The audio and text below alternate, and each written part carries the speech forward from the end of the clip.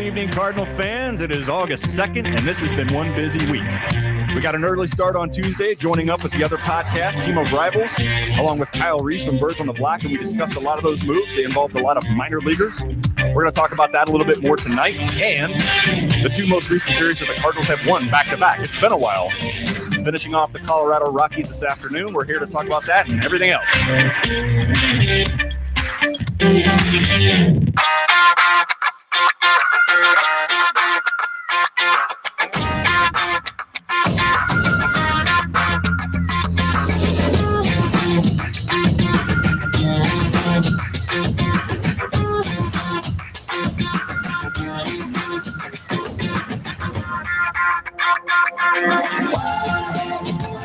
In the air, deep left center field. Edmonds on the run. Dives, and he got it!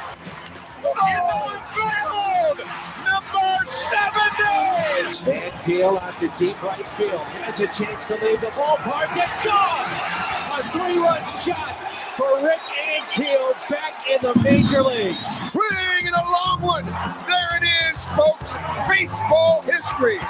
A second Grand Slam home run for Fernando Tatis in the third inning in Los Angeles, California. And the Cardinals lead it to 11-2. This is the Cardinals Nation 24/7 podcast, the official podcast of the Cardinals Nation 24/7 Facebook page and the Cardinals Nation Facebook group. Here are your hosts, Ron Nuttall and Chris Lawless.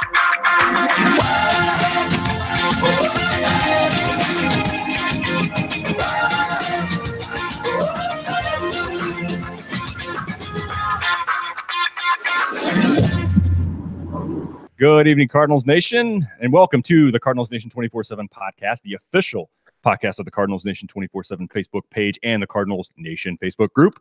Our very first live show, well, not our first, but our first YouTube live show is happening tonight. So if you're joining us, thank you very much. We hope we can entertain you along the way.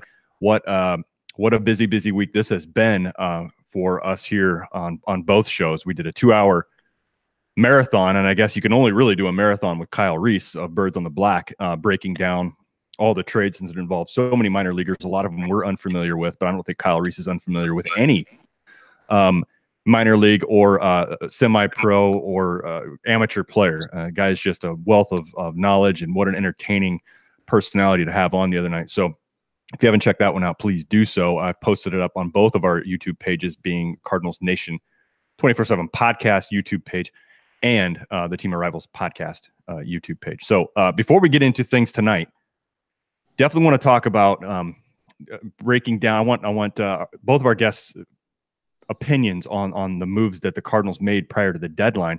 So joining me and Chris tonight will be Cardinals Nation Facebook group member Holly Ann and Cardinals Nation Facebook group admin, and he's been on the show several times now. We should probably just add him to the intro. That would be Jared Redwine. Both of you, how are you doing tonight? Pretty good. How about you? We're doing really good. I'm looking forward to talking to you and getting your opinion on what you think and about what the Cardinals have done really over the last 3 or 4 weeks. Because wow, not a lot of the names have changed that you see. We're familiar with most of them, but it feels like we have a different team in many ways. And Jared, I haven't talked to you since. Well, I mean, have you? You haven't been on the show since Matheny's been gone, have you?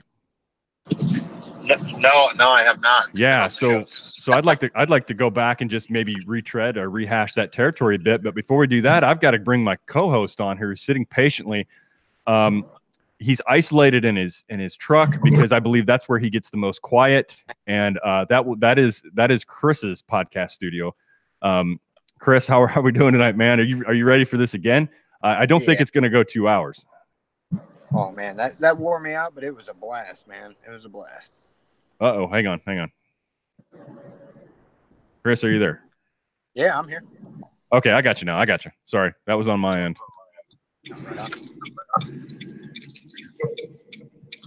So, Chris, start all over. Pretend I just asked you that question now. Oh, I just said, yeah, the 2-hour marathon. It was exhausting, but it was a blast. I mean, there was a lot to go over. Yeah, and so yeah, it was like I said, fun, and glad to do this one. Yeah, I had a feeling it was going to go that long with Kyle. And not that I didn't want that, because I definitely wanted that guy speaking his mind and giving us as much info as he had on some of the players that were dealt.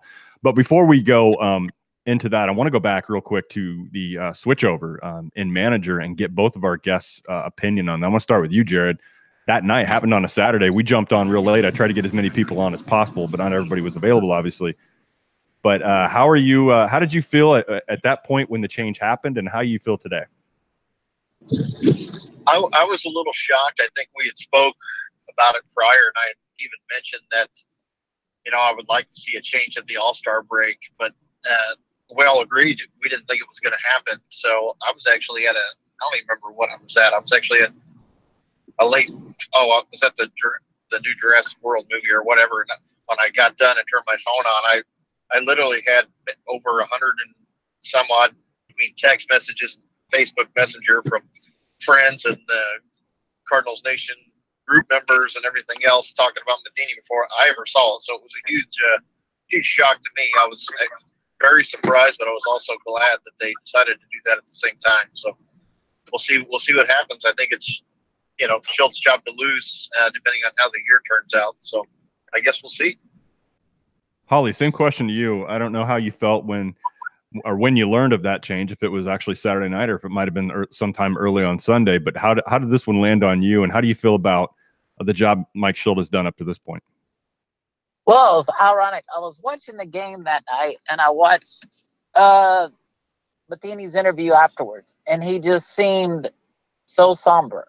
And I don't know, his attitude and the way he answered the questions, you kind of felt like something was up. Like either they had told him, if something doesn't turn, you're going to be gone, or maybe he had even already got the word. I don't know, and I know they kind of played off in the press by trying to be politically correct when they took him, but he really did seem kind of awkward at his interviews and his answers that night. So I kind of felt like, okay, they kind of gave him the writing on the door. If this don't end up good in the next week or so, I can see him being gone, especially like you say, with the All-Star break coming up. And wasn't long, I got the text, came up through Twitter alerts and alerts on ESPN and MLB Live. I get alerts, and he'd been fired, and I made a call immediately. One of my best friends that I grew up with, and who's a Cardinal fan too, and we were just talking about it that night. That we thought it was the best thing. I mean, direction the team needed some type of change. I think he lost the team, and he just couldn't get it back, and it was going to take a change. But I was kind of hoping Oquendo got a shot, but I understand why they went with Schultz at the same time. And so far, it's been interesting. I kind of like some of the things Schultz is doing. Yeah, looking back just over, I think the last two series are, I don't want to get fooled on a short sample size of games, guys, but I feel pretty good about back-to-back series the Cardinals win, because it seems like it's been forever since they've won 2 in a row. But you got to remember, for the last month, maybe several weeks, Colorado has been one of the better teams in baseball, the way they've been playing. They're pushing for a playoff spot as well. So it's a pretty tough opponent that you have at home. And the Cardinals took 3 out of 4. And I think they look pretty good doing it. You got to love what you've seen today by them coming from behind late in the game against the closer, who's normally pretty good. He hasn't had such a great year, but I think that, and I saw somebody else post this. I don't want to plagiarize this, but I don't know the name to it. But what they said, I think, really sums up how I feel about it. And that is, it seems like Mike Schultz really managing to win games where Mike Matheny kind of transitioned to a manager that was just managing to not lose. So I so far have liked what I've seen, but I realize that this is just a handful of games.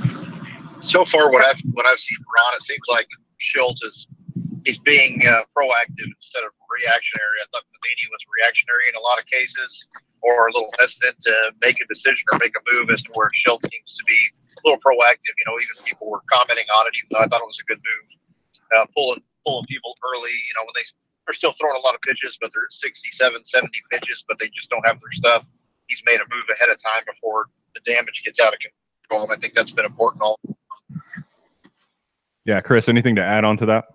No, that was perfect. I was going to say, I mean, you noticed that where Matheny would kind of leave a guy in too long, trying to, you want to try to maximize and get the most out of him, but there are nights that a guy just doesn't have it, and Schilt's not afraid to pull the trigger on the guy. So that's been something I've noticed, and just the whole clubhouse morale. I mean, we don't see the stuff in the dugout behind the scenes, but winning ball games is fun. The whole salsa thing, that's like a contagious thing they've got going on. They're believing in it, and right now it's showing. And I like salsa. I don't know about you guys. It's one of my favorite food groups. Yeah. Yes. Anybody eating salsa tonight?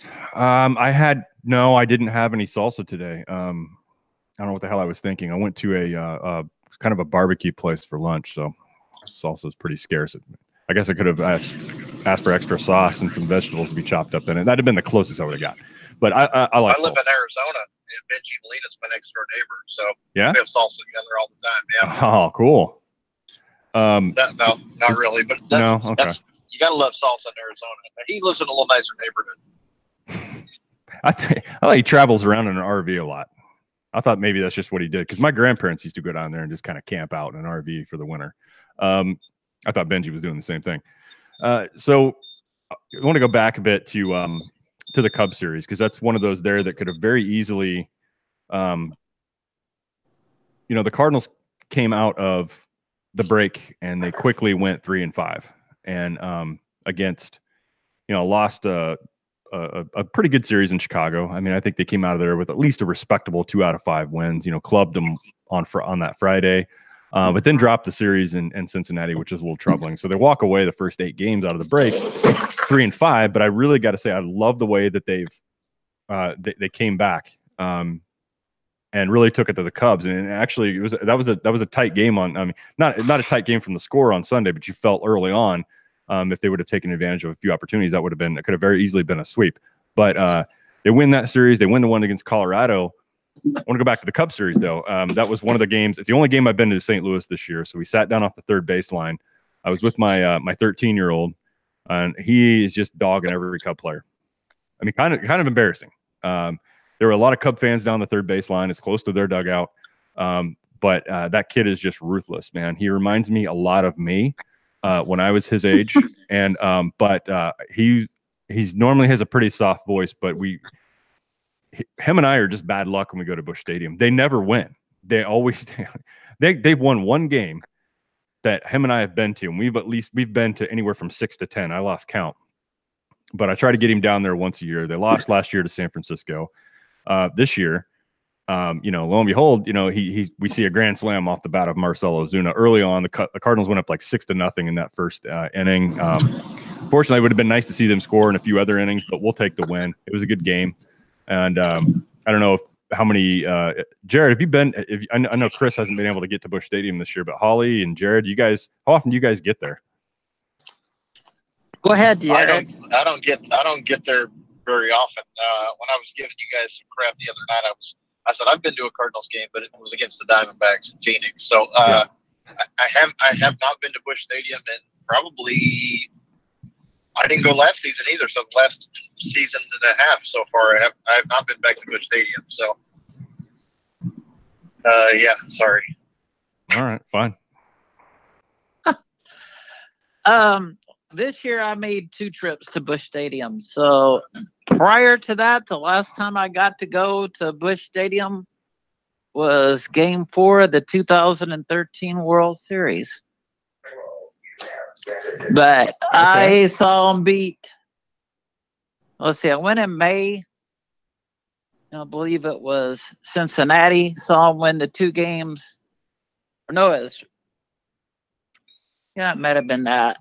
So Cincinnati, it was either Pittsburgh or Cincinnati in reverse order. I saw them play, I think it was Cincinnati early in May or late May, and they end up winning both games I saw there. And then I turned around and followed it up with 2 games in early July and watched them lose. So I'm 2-2 for the year. Hey, those games you went to, if they played the Reds, I wouldn't have been watching them. Holly, if you've listened to the show, either of my shows. I can't watch anything in Cincinnati. It's in the Charlotte, North Carolina market, which is just fantastic, as well as Baltimore, Washington, D.C. At least I can watch the Braves games. But Charlotte's just a geographical anomaly that somebody from Ohio can claim that as part of the sports market. Chris, I won't go on about that anymore. Chris, the whole. I'm sorry. I take that back. It wasn't Cincinnati. It was Atlanta. Thank God. Thank you for bringing that up, though. I knew that didn't. It was Atlanta. I watched them lose both games to Atlanta. Okay. Chris, the Cubs series, the Rocky series. Let's talk about that one a little bit because I like the way the Cardinals have been playing. Today was just I didn't get. I was obviously at my day job today, but I had the game cast up on, and I had a feeling in that ninth inning, if one guy was able to get on, I thought they were at least going to tie it. But when they got 2 on with Jose Martinez coming up, I just knew. And that's a feeling I haven't had for the Cardinals in a long time, where you just know going in, like they've got a real shot at pulling even or even jumping ahead. And today I had that feeling. I can't remember, Jared. I can't remember the last time I felt like that about a team. I just feel like they have fight in them that they haven't had for a while. Well, they're only 4 games back out of a wild card spot now. A couple of good series can turn that around. We've got Pittsburgh and Milwaukee coming up. These are going to be some important games. I mean, we looked good against Colorado. We have to play them again in Colorado, which we never do well. But, I mean, they're still definitely not out. I mean, we were just talking about – I was talking with Chris about this the other day, and they weren't good in 2006 or 2011 until they were. Mm-hmm. And they ended up winning the series. So, you never count them out. I'm still Chris loves me for this, but I'm still going to hold true, and I'm going to say they're going to fall short. But I like the way they're keeping me entertained. I'm watching. I was at Disneyland with my daughter yesterday, waiting in lines for rides, and I was watching the game on my MLB app. So you probably watched like half a game, right? Waiting in the line. Yeah. I got through the 7th inning, got on the ride, got off. Were you able to ride about 2 rides by the time the games ended? No, we did a little better than that, but it was. I did turn it on because I was interested, and I always like watching when they play Colorado. I like watching us play the teams that we don't get to see a whole lot, but those are the teams they got to beat. But more importantly, I mean, look at the swing Cincinnati's done since. I mean, I remember talking a couple months ago. We were talking about how horrible and dreadful the Reds were, and the Reds even kind of gave up on themselves and kind of were bringing up young guys and starting those. But look, I mean, they're not too far behind us. We're right there with the Pirates, and everyone thought, they traded McCutcheon off. Pirates are going to be horrible, and then I know we're going to talk about it later. Well, Garrett Cole too, right?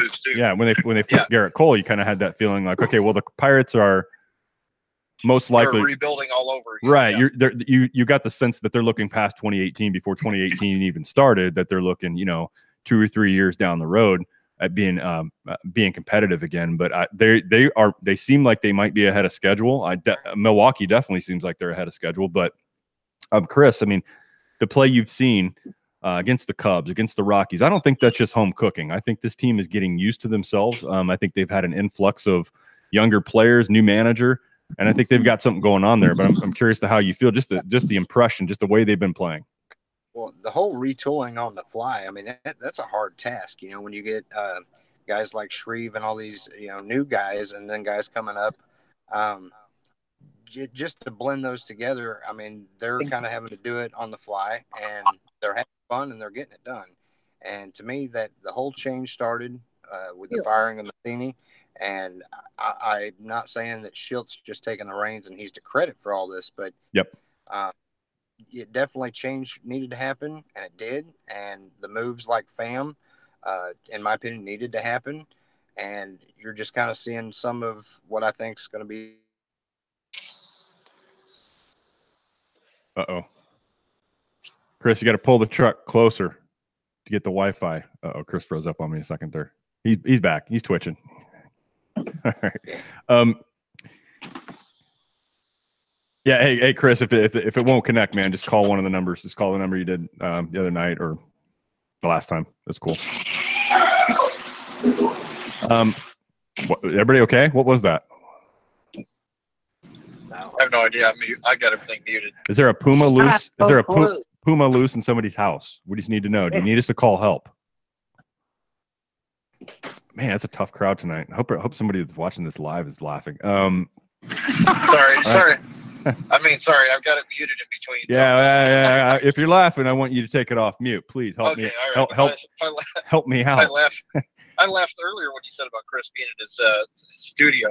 It's Chris's studio. I love it, man. It's got to be comfy. You got some AC going on in there. You know, here I am, guys. For me, got a banner in the truck window over the shotgun rack. I don't have a shotgun rack. I have a goddamn Nerf gun rack in this room. That's what I've got. Chris is from I don't know if he's from or lived in, but I know he spent the majority of his young career in out of Newburgh. So he's got to have a gun rack, even if he doesn't even have a gun on it. Put a bat in there or something. Right.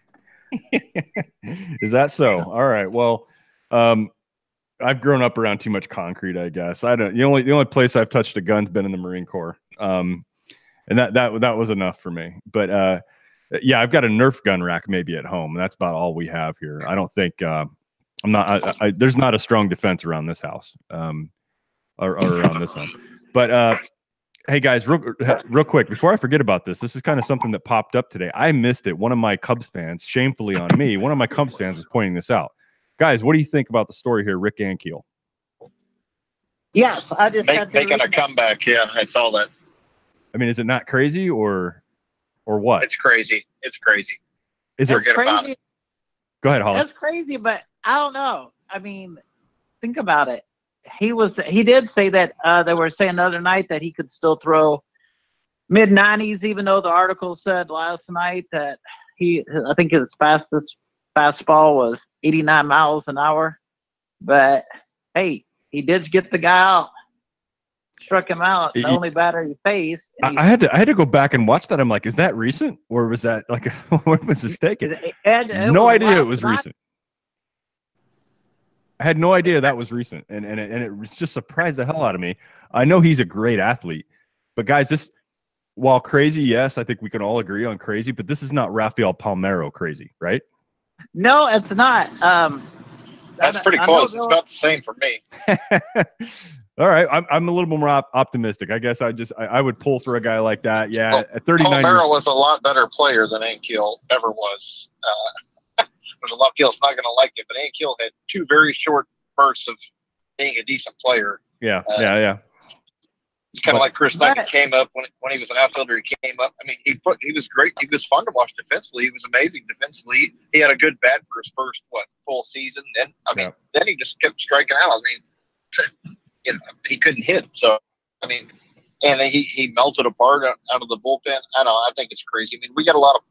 I mean, if you guys go look at the free agent relief pitchers still remaining from last year, there's still a lot of people on that list that you thought would have got picked up. Unless he wants to take a cheap deal and pitch in the minor leagues, which somebody may take a flyer on him. I mean, the Matt Holliday minor league deal thing made sense.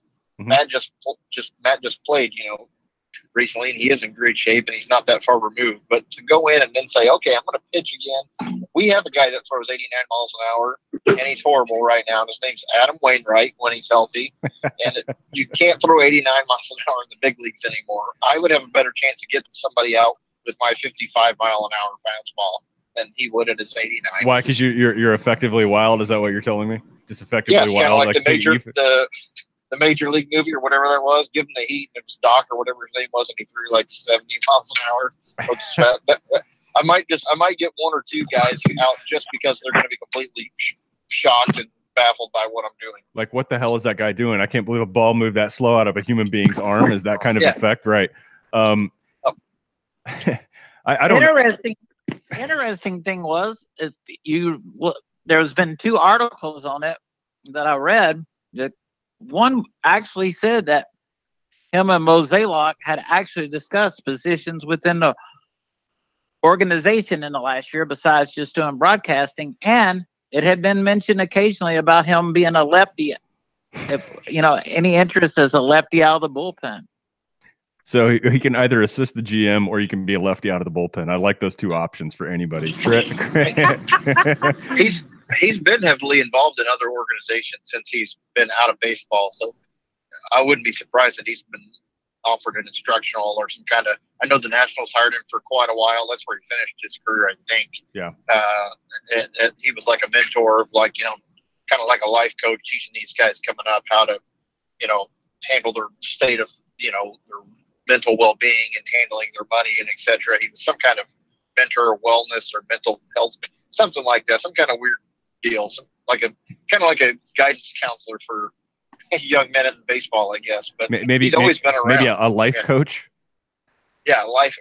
Yeah, some kind of. It was something to do with that, like handling the mental pressures of the game and all that stuff. And I know his book was interesting, and maybe he could be a good bullpen coach or something down the line. I wouldn't mind seeing that, but I would say the playing thing is done. But that's my guess. If he comes back and he does great, I'm happy for him. But I don't see anyone taking a flyer. Well, so Jared, you're not buying it, and Chris, I want to get to you next.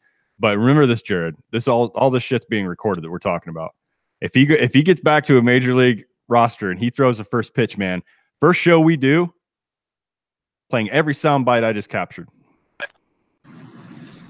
It's a good thing me and Chris sound a lot alike. Right, it's true. All right, speaking of that, Chris, I want to hear your opinion on the whole Rick Ankiel thing. Let's just call Rosenthal up too. I mean, I wouldn't mind seeing Ankiel make a comeback. I mean, hell, we would love to see him come back, but realistically, I don't think it's an option. But yeah, I mean, why not take a flyer on Rosenthal if you're going to talk about Ankiel? I'd sign Rosenthal to a minor league deal. I don't know who the hell wouldn't. What risk is that, right? I'm pretty sure I'm still friends with Tyler Johnson on Facebook. You guys might be too. We can always message him and see if he's interested. I think Jared's just being mean now. Okay, I'm sorry. Good luck to Rick Ankiel. All right. Well, he's always been an intriguing athlete. If there's anybody that I would pull for that's trying to pull this off this late in their 30s, being retired for several years, if there's anybody that I would pull for, it would be this guy. Do I think it's likely? I think it's a long shot. We've seen Mark Mulder try to come back after he spent after he just couldn't pitch anymore. I was just about to say. Yeah. I was just thinking Mark Mulder in my head because he tried it. He was gone. Yeah. He even altered. All right, Jared has went into a tunnel somewhere out there in the desert, so we've lost him briefly. But Mark Mulder came to mind. Absolutely, he hadn't officially retired, but he had been a commentator for ESPN for a few years. Tried to come back, just didn't work out. It's really hard for those guys to do. You've been out that long. The game has changed so much. It's gotten younger. Everybody throws, heat seekers. Everybody can throw. Every major league pitcher can throw a damn ball through. We hear the death signal there. We just lost him. I'm calling back. But all these pitchers now can throw a damn ball right through their catcher. There we go. All right, we got you back. All right, sorry about that. No, it's fine. You're on the road, man. Yeah, it's between California and Arizona, the signal's horrible. Yeah, well, remember to get out his Achilles. Yeah. Well, remember to fill up before you hit that stretch. I don't want you wandering around the desert, man, without Hopefully, you brought a water bladder with you. I got my hydro flask. Okay, cool. Hydro flask. All right. Chris, a couple of things here that we talked to Kyle the other night about I don't know we haven't talked post show that we did on Tuesday. And Jared, I want to come to you with the same question, and then Holly. I think out of all the trades that were just made by the Cardinals, I mean, the Tommy Pham deal made sense to me. We know he's not going to be a long-term. He's not in the long-term plan. I like Tommy Pham. I loved his fight that he had last year.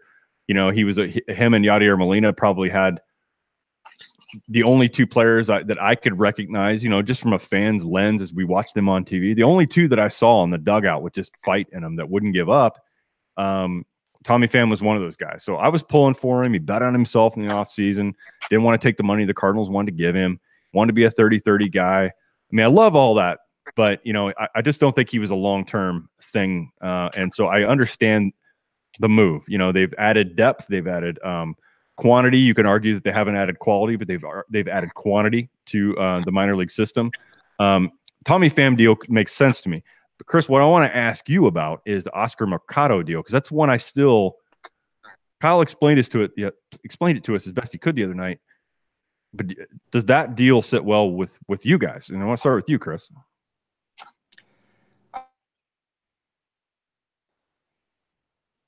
Jared. I do think. Oh, wait. Okay. We got Chris. Oh, you good? We got you, Chris. Go ahead. No, I think moving Fam and giving Bader and O'Neal the green light now, and having Adolis Garcia and Rosarena still down there, I think they could afford to part ways with Mercado.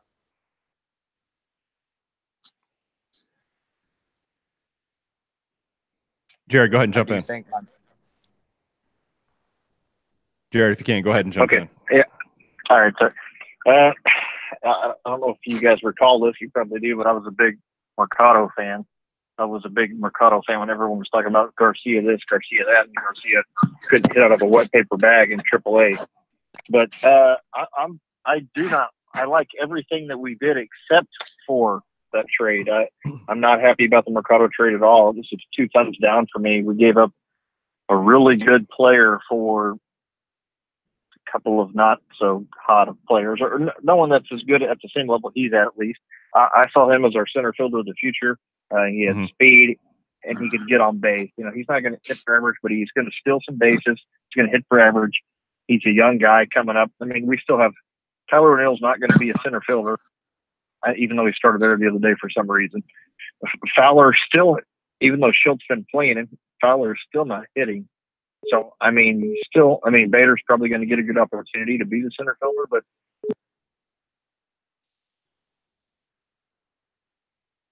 we don't really have. O'Neill's our 4th outfielder, and then who do we have that's proven in AAA now that Mercado's gone? Hey, everyone says Garcia, but he's not ready yet, obviously. So I did not like that move. We went out and got a bunch of more outfielders, but we've traded away a lot of good outfielders recently. So I see Tyler O'Neill as a Grichuk, and I was a huge Grichuk fan.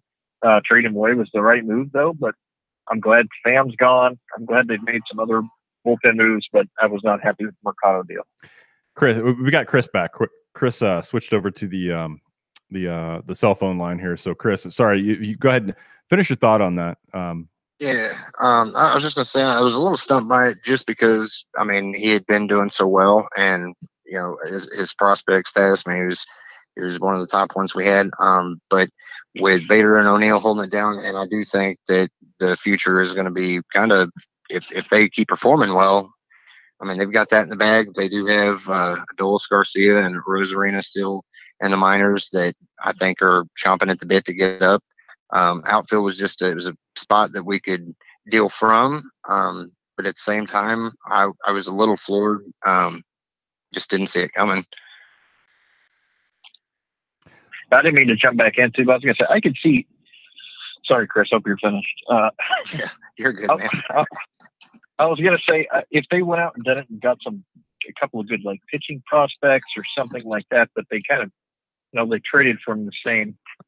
We traded for another outfielder that's not as well ranked. I know there's more than one player, but I just didn't get the whole gist of the maneuver. If it was a 3-team deal or something like that, but the trade for me just didn't make sense. And it seems like we're always doing those trades with the Indians where we're trading away prospects. They don't always work out, but sometimes prospects don't materialize as well in other systems as they do ours, and vice versa. So I don't know. The Indians keep laughing at us, I think.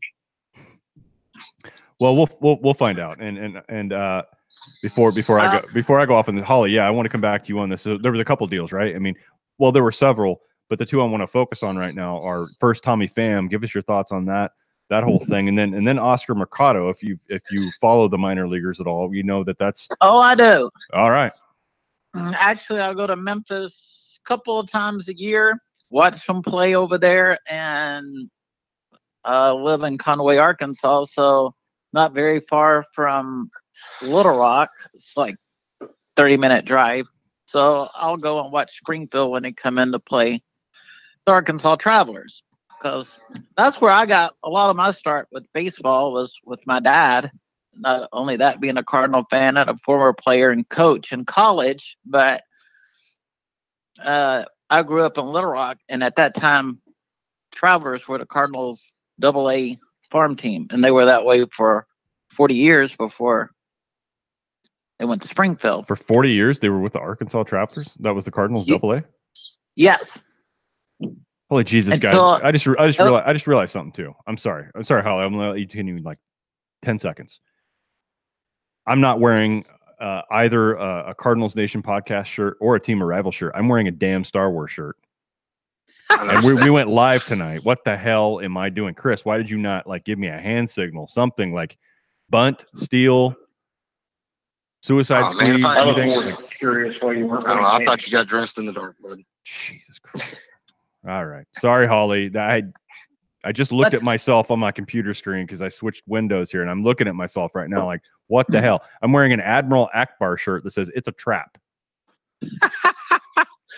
You do know that Admiral Akbar was the second choice for when Ole Miss was looking for a new mascot. Yes, and then went to Lucasfilm and asked permission. And they said no. Yep. All right. Hey, at least you're wearing more than Kyle Reese had on the other night. I don't know what Kyle Reese is. We don't know what. Yeah, here's the thing, Chris. I know he's kidding, but I truly didn't know. Like, he may not have been wearing anything. He didn't have his camera on. Yeah. He sounded comfortable. He sounded very comfortable. I mean, 2 hours, he was in comfort. Yeah. Oh. Sorry, Holly. That's all right.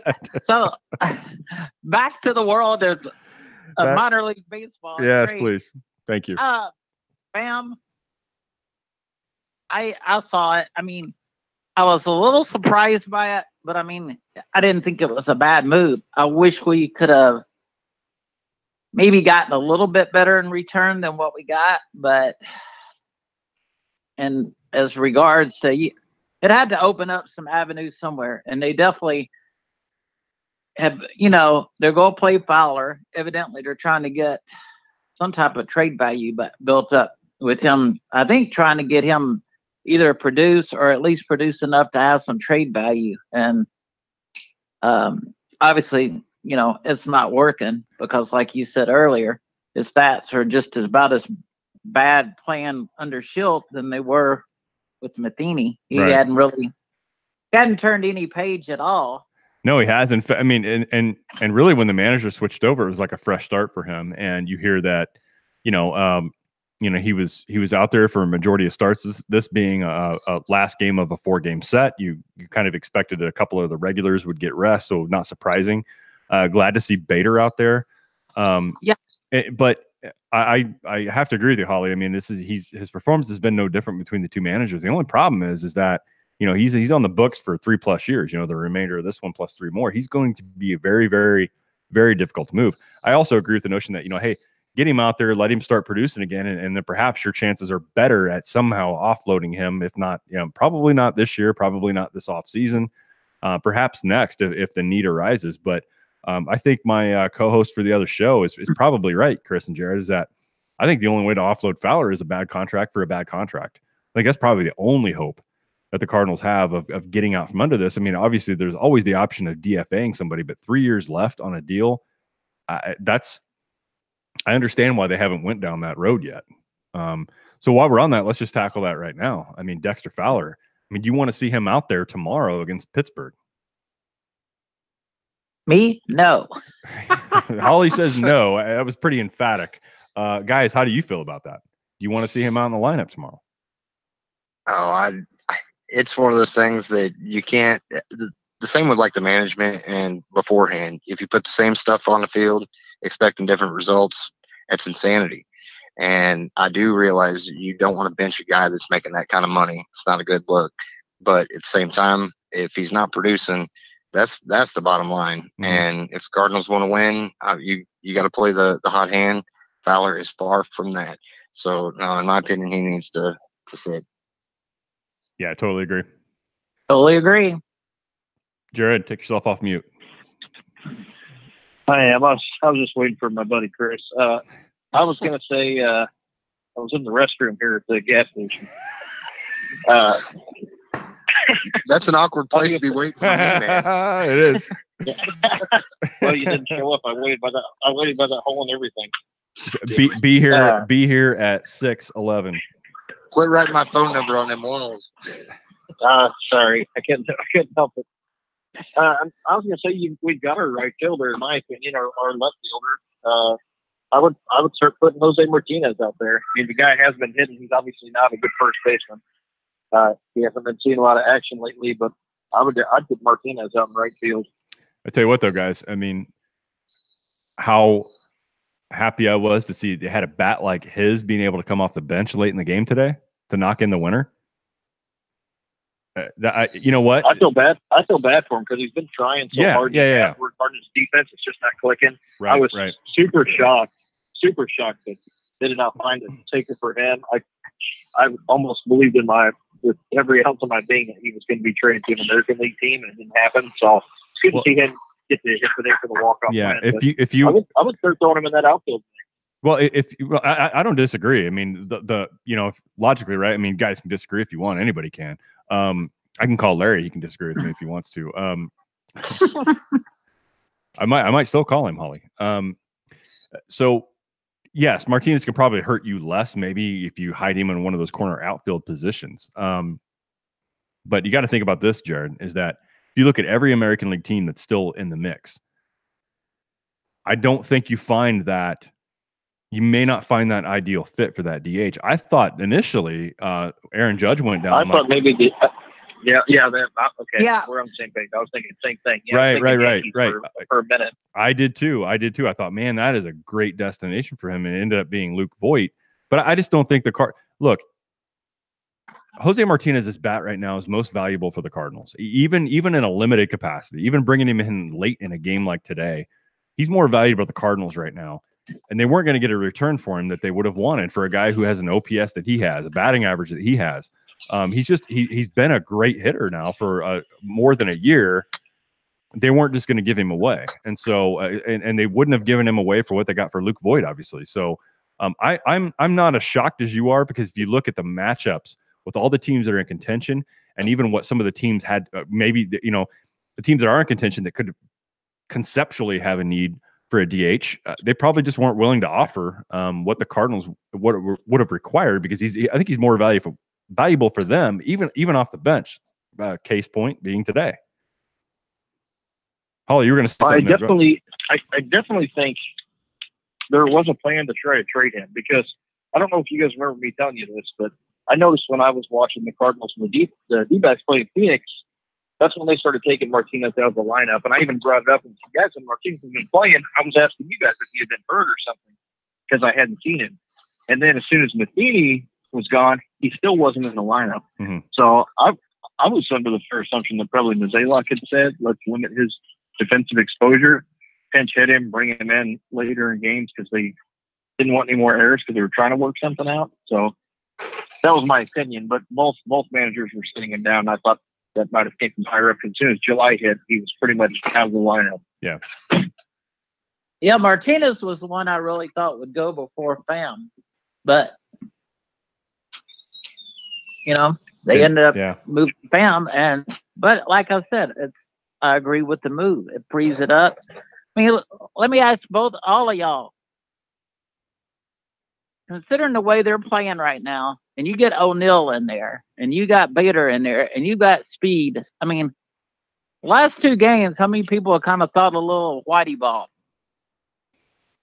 Yeah. You're kind of putting a little pressure on the defense. You're running. You're hitting, running. You're stealing bases. I mean, look at Harrison today. I mean, there they were, first and third. Martinez was up. He's still second. There's only one out. And by the way, for you millennials listening, she means Whitey Herzog ball. That's exactly right. So, I mean, it's like old days. Willie McGee, Vince Coleman running. I mean, that still put him in position to score on that single. There's just things they did. The hit and run. I mean, the one they did last night. And then you have the Ponce de Leon sitting there doing a ground ball to shortstop, and it scores the tying run. Mm-hmm. Matheny would have never started runners or stolen a base in that situation, and you would have had a double play ball right there by the pitcher. Yeah, no, Holly, I think it's a great point. You pointed out the Bader is just simply stealing a base. Might seem like a small play in the scheme of things, but you're absolutely right. He took off. It was the second pitch. He took off, stole second, stole it pretty easily too, and it wasn't catcher's indifference. I mean, he tried to throw him out and didn't. So he stole that base all on his own. He actually hung on to it this time too. He didn't slide past it. But he did that. Immediately took him out of a double play opportunity, and so they had to so it left Colorado with the choice of taking your chances with Jose Martinez, who, if you look at the full year, he's been their best bat, or you gamble and you face the National League Player of the Month for July in Matt Carpenter. So they had a really tough call to make, and it worked out great. But I think it's a great point you bring up. I mean, that's the kind of baseball that we haven't seen for a long time. It's kind of aggressiveness we haven't seen, and I think it worked really well. I mean, I didn't get to see it live, but I was watching on Gamecast. I'm like, that was a fantastic time to see. I don't know if that was called from the dugout or Bader did it on his own or just was given the green light to go whenever he felt like he needed to. But I think it worked well, guys. How did you feel about that same whole sequence? I mean, you obviously got to go back and watch it or at least read about it at this point. But this is the kind of baseball that we're talking about. I think it has been communicated because Schult's been putting runners in motion and trying to advance people over a lot more than we've seen in the past. And I've been listening to it a lot on the radio because I've been out down, and Mike Shannon talked about it pretty good length for a while about how he likes to manage that way. And when he managed in the minor leagues, he managed the same way. And I think it definitely makes a difference, especially all these shifts and stuff. Some of these players are hitting against, you put a runner in motion, what happens? The instinct of the fielders, is automatically to go try to cover the base, or it takes them out of whatever defensive positioning that they're in. And even if not, maybe it creates a little gap or puts the hitter a little more at ease because he knows, they're not going to be playing against, whatever his tendencies are as much. But I think it's a good idea. It's not going to work every time, but I think it shows that they're trying to actually have some forward progress instead of just playing, station to station. Like I just, yeah, go ahead. Go ahead, Holly. About y'all, what I was going to throw the question out with the way they're playing like that and the aggressiveness and the changes that they've made. And, Schilt last night was pretty quick to pull Weaver. And that was kind of a point where y'all were going earlier. What the hell was that? Me feeding the dog. Is somebody getting a slushie? That. Okay. Me putting dog food in a all right. bucket. Anyway, but you think about it. I mean, he's been aggressive. Like you say, Matheny laid back, waited too long. Sometimes he didn't either had a tendency to wait too long or move too quick sometimes. And just the aggressiveness and the moves, not saying it'll all work out and Schilt gets hired, it's all under how they perform here. But to me, it just feels whether they make the playoffs or not this year, you still feel like they have a better chance going forward now to the end than they would have had they not made the moves and Matheny was still managing. Does that make any sense? Yeah, no, I think it does. I mean, here's the thing I'm thinking of. Good. Yeah, we were touching about that earlier. It makes perfect sense. Yeah, and one of the things that always concerns me, this is not, I didn't mean for this episode to be a bash on Mike episode either, but obviously we got a new manager here. So we're going to start comparing, where are things contrasting? And I think the in-game management is obviously different. So we're going to talk about it. We're going to talk about how I think going into a place like Pittsburgh, going into a place like Chicago, I felt like Mike Matheny was just at a disadvantage against a guy like Joe Madden. And yes, perhaps Bernie Miklasz has gotten my head about this, but it's hard to really argue with Bernie on this, even if I had him sitting right here on the show tonight, which Chris and I are working on. He's not going to come on. But he's brought up a really good point about how, his theory on how Madden and other managers get in Matheny's head. When you hear him lay out the story, it starts back in 2015, and it's pretty convincing. And I don't feel that way with this manager. I don't. I mean, he's new, right? He's only a few weeks old in the position, but I feel like not that we know Mike Schilt well enough that we know he can't be intimidated. I just feel like he's he's thinking ahead a step or two, whereas Mike, Jared, you said it earlier, is a little reactionary. Or Chris, maybe you said it, but I feel like Schultz has the ability to think several steps ahead and keep up with some of these other guys who do the very same thing. And theirs has been off repetition, but Mike Schultz has been on that bench now for a while, and he's certainly earned his stripes down in the minor leagues. So I don't think he's going to get behind. I don't think he's going to be behind the 8 ball on any of these games. So I like what I've seen so far. Now, whether he's going to be a lock for the job or not, I think we have a lot of baseball to play out. Totally agree on that one. Yeah, I was gonna say I think there was a lot of complacency before, just like with Matheny, he was stuck in his ways. Players and Jared had said this too. It's not like you're going to fire the ball players. Right. So the ones that are struggling, it's not that they didn't necessarily have an incentive to go out and do better. Yeah. But when guys like Bader and O'Neill are getting a shot, and to me, it's not just an audition for these guys to carry over for the future. Schultz auditioning too. And so the moves that he's making, it's not just to try to salvage a season. He's trying to win the job too. Yeah, I think it's absolutely right. And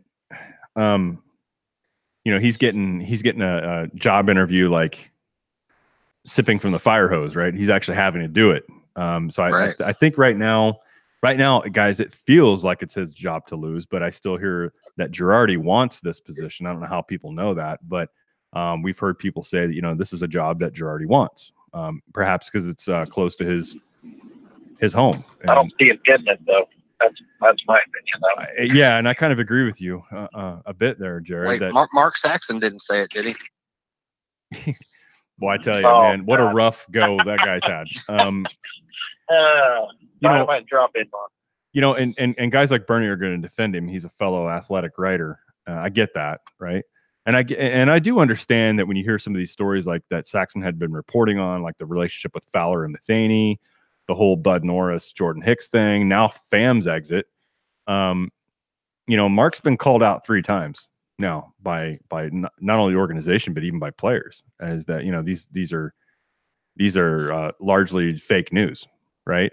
But I will side a little bit with my co-host who happens to be a Cub fan and all this stuff, because they're really looking at something similar in Chicago with Yu Darvish, and that is these guys aren't just making this stuff up out of thin air.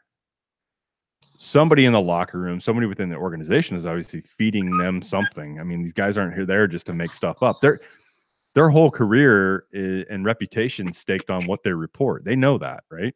And so you'd have to, crawl into their skin for a minute and like, if I know I put bullshit out and I get caught doing it, it jeopardizes everything I've worked for. So if you think about that just for a second, not everything these guys Tommy put out Pham's always been an asshole. All right. Please expand on that.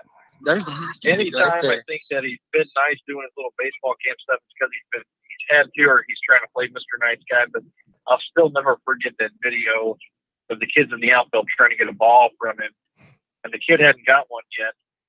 And he said, "You guys got enough balls?" And basically, you can find it online. It's a pretty good. Yeah, I've seen it. Yeah, somebody put it out on Twitter. A Cub fan put it out on Twitter.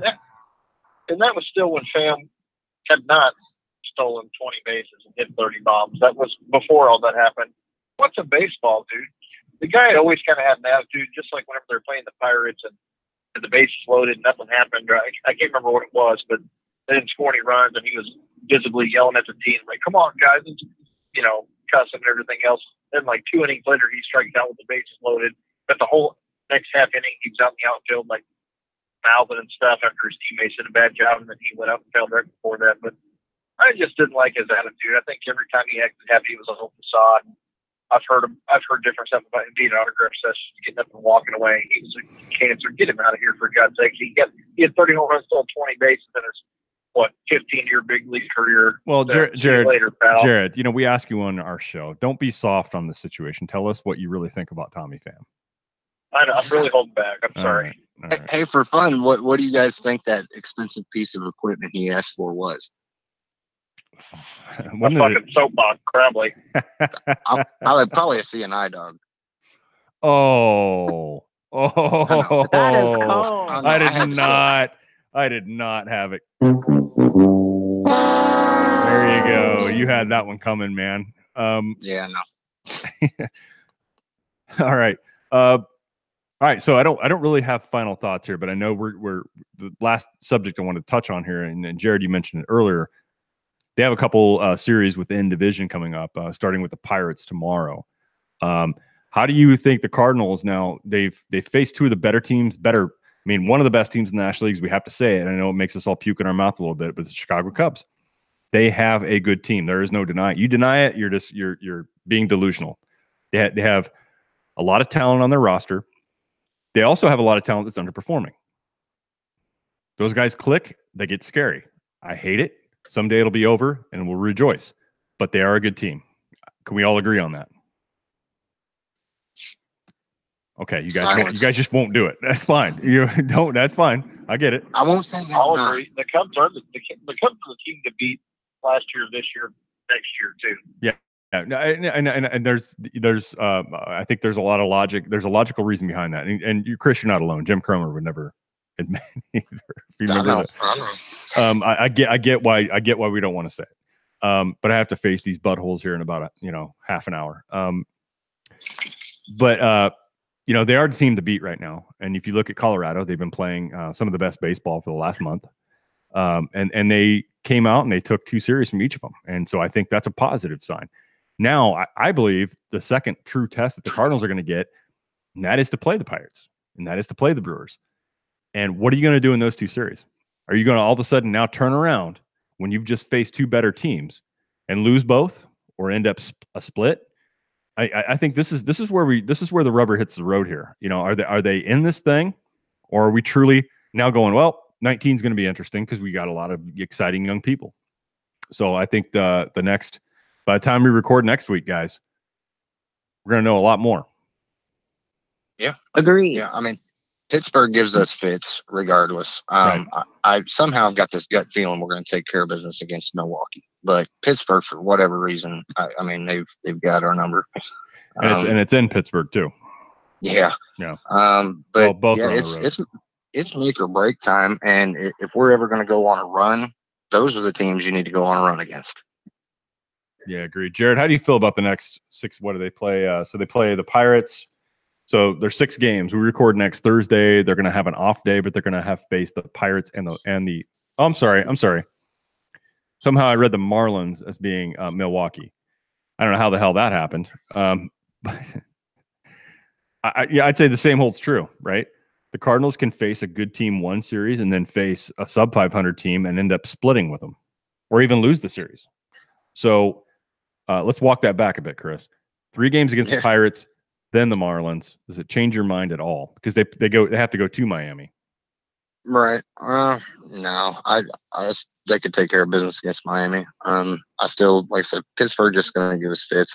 We might 1-2 on that, but if we're going to make a dent, I mean, you've got to beat the teams that are in the division, and that's how it needs to be. And they've also had their struggles with the Royals, who they face a week from tomorrow at Kansas City, and then this is probably the team here that worries me the most, because they have a 4-game set against the Nationals at Busch when they return home. I'll be there. Sweet. The thing with that series, now you guys, I want to hear all your opinions on this. I mean, Washington's trying to fight. They're trying to turn that ship around, and they've got a boatload of talent on their roster too. And they have not played well. They have not gelled this year. I don't know if it's their manager or not, but it's Dave Martinez who took that team over from Dusty Baker, and it's they scare me in the sense that we're already in August and they're trying to turn it around. And that's it. But they're coming to Busch, and then the Brewers. That's where I had my wires crossed there. The Brewers follow them for the weekend. So we have a lot of games coming up here. A couple bad teams, a couple good teams. So, and one team that's fighting to get back in the race, being the Nationals. They're even record with the Cardinals, I think, at this point. If I'm not mistaken, let me look at that real quick. Let me fact check myself here before my co-host does in the very next episode. No, the Cardinals are, so the Washington's 54-53. They're a game above 500. St. Louis is now 56-53. But close enough, right? So they're chasing the Cardinals in the wild card. So they've got something to play for when they visit Busch. Yeah, I'll be in the field. Is there anything you want me to tell Harper? No, not really. I mean, maybe encourage him to go to Chicago. Maybe try the reverse psychology. Right. Yeah. Oh no, the Nationals don't. I don't know. They don't worry me as much as Pittsburgh does, or Milwaukee. Kansas City doesn't bother you there? Yeah, Kansas City. Well, That's the one that's always the only meaningful game they might play the rest of the year is against their whatever manufactured cross-state rival. Oh, hold on.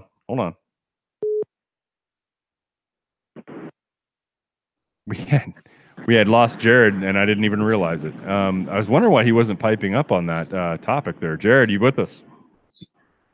Yeah, I'm here. Okay, all right. So I was just talking about the upcoming several series that the Cardinals are up against, and so they're starting in Pittsburgh tomorrow night. By the way, you got Gant versus Archer there. Ooh, that'll be interesting, right? That'll be interesting. I think a lot of Cubs fans ended up getting Cole Hamels, which is something we're going to talk about here at the next show. But they got Pittsburgh, then they go down to face the Marlins, Jared, and then they come back. Or sorry, they go back to their home state, but they go over across state to Kansas City, and then they come home to face the Nationals. So they've got some opponents coming up here. A lot of bad teams, but a lot of teams that are still fighting to get into the race. So I think the next 2 weeks are going to be pretty critical for the Cardinals. Well, they definitely need to beat the Marlins and the Royals. That's for sure. Right. It'd be nice if they could beat the Pirates.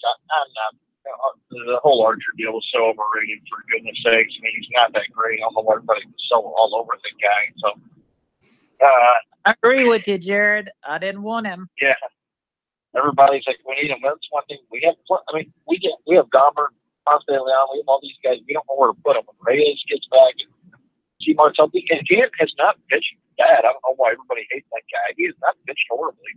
I mean, you guys remember back in the day when we had no offense, I don't know if you ever listens, but we were throwing Brad Thompson out there to start games, all these other guys. Oh, he's our guest next week. Yeah, Brad Thompson's on next week. Yeah, fantastic. I thought he might be. We'll call you in. We'll call you in and play that clip right before that. How about that? That's okay. I'll be honest with him. All right. I thought you would say Kip Wells. I would agree with you there. Oh, I forgot about Kip. How could you forget about Kip? Yeah, that's why we traded. Everybody forgets about him and Khalil Green. But you had to go there. You had to go to Khalil. You had to pull out the Khalil Green tonight. That's awesome. They've got to beat the Pirates. This Pirate series is going to be very important. The Pirates went out to make moves to win. They've made a couple of trades that no one thought they were going to make at the beginning of the year. They are contenders, whether people want to believe it or not. We're both 4 games back in the wild card. This is a very important series. Mm-hmm. If not only that, to gain ground. I don't think anyone's going to. The Cardinals Cubs are always going to play each other tight. Yeah. It's going to be tough to catch the Cubs. I mean, we got to go with that wild card spot. 4 games back is not difficult to do, but we have to beat the teams that we need to beat, like your Reds, your Pirates, the Marlins, and the Royals. We can't let those teams breathe. You assume going to Colorado is going to be a tough series. Going to Dodgers is going to be a tough series. You can live with ties or maybe even losing those series if you have to, but you got to win these other ones. You have to win in the division. We have to beat the Marlins and the Royals. This is a very important, 3-city road trip, in my opinion, for us to coming up here. It's going to, at the beginning of August to kind of see. This is kind of the final month. We'll see where we're at. Yeah. Jared, I think you hit the nail on the head. And Chris, I think by the time we record exactly 1 week from tonight, I mean, call this the last 2 series. I think the Cardinals have made a statement that, hey, look, we're going to compete for this thing. We're going to compete for a playoff spot. We're here. We have some new faces. Yeah, we have a new aura. We have a new feel about us. We're a little younger. We're a little more spry, we feel like. And so I think we call a week from tomorrow night, Chris. I think we really have to call that checkpoint 1, and then the following week's going to be checkpoint 2. I mean, how are they doing? Jared's right. You split against the teams that are really good in the league. Split's your goal. But you have to beat these bad teams. When you go to Miami, you got to take that whole series, if not sweep it. When you go to Kansas City, that's a state rivalry, right? Whatever. Major League Baseball loves to have them play the Royals every year, which is so fantastic to watch. the Cardinals need to take that series as well. And so, when Nationals come there, they're fighting for the same exact thing. You got it.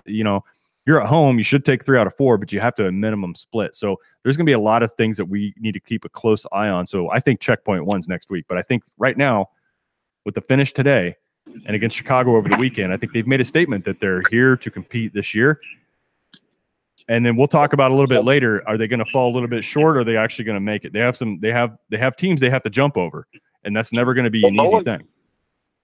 Mo and Gersh were very careful. They stepped with the talent on this season. They didn't go out and do anything either to help it. I was actually a little surprised. I thought if they want to act like they're trying to do something, they'll go out and they'll get a bullpen piece or a bullpen arm from somewhere. But they didn't do that. But they didn't give up either. They're making the good thing that we have going for us as Cardinals fans is Mike Shelton.